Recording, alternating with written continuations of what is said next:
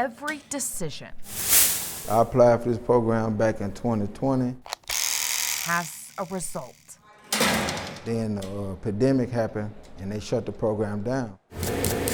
Then when it started back up in 21, I got a chance to reapply. C-Cup line. That decision landed Ether Scott in the second booth on the left. A barber shop inside the Shelby County Correctional Facility.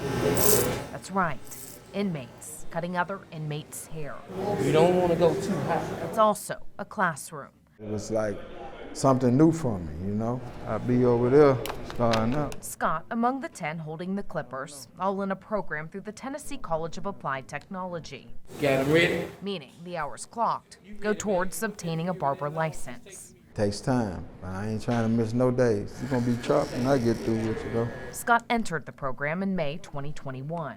Gray hair too. His assignment, to complete 1,500 hours of training and memorize a hefty textbook. It's about 800 to 900 pages. Hit and pull. He decided to give it a try. You just stand on the outline.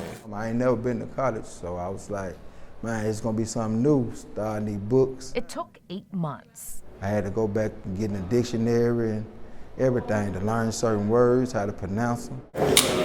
Scott then went on to take the state's 2-part master barber exam while still incarcerated. I was relieved. I saw all the hard work I done put in is finally paid off.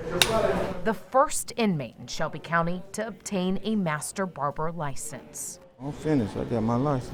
We know that he is just the first of many. DeAndre Brown is the director of reentry under the Shelby County Division of Corrections. It was so hot. We spoke to him outside the barber shop, just feet away I was on 2. Second one. from his sold cell. Had I had opportunities like this when I was incarcerated, my life may have been different. I was able to look out the window and see grass. When he was incarcerated here years ago, Brown says there weren't many opportunities, programming, or services, making it difficult when he got out. I was left to try to figure it out when I got home. I thank God for a strong support system that kind of kept me on the right path, but had it not been for support. He's trying to change that. If you don't focus on this population, who will? The Shelby County Department of Corrections releases thousands of inmates every year. For many of them, their outcome could be difficult to impossible. They may have burned bridges. They may not have a support system. They could be homeless, unemployed. They may have a history of mental health issues or substance abuse. All of those risk factors for recidivism. In Shelby County, about a third of those released return to prison within 3 years. Studies show, both locally and nationally, one of the biggest problems is finding stable employment. Studies also show when an ex-offender can earn a decent living, they're less likely to reoffend. Prison can be the best thing that happens to people if we do it right. Brown says the goal is to help inmates find meaningful employment when they get out. They also help them with soft skills, mental health and substance abuse counseling, as well as guidance on reconnecting with their families. I put in the work. I didn't cut some hair. I didn't learn a new skill, and man, just having these licenses make me a totally different person now. I feel better. A lot better than when Scott got here in 2018. Negative K, nothing further. That night in August, he decided to drink and get behind a wheel, crashing into an SUV on the interstate. A child was rushed to the hospital, where she later died. He was sentenced to 12 years in prison.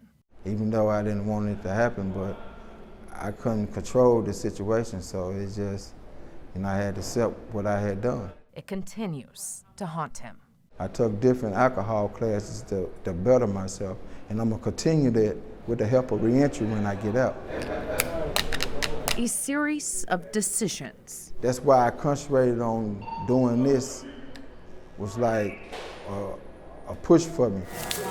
Landed him here in this room, in the second booth on the left. It must be God's will for me to do this. He says he's now focusing on change to get the results.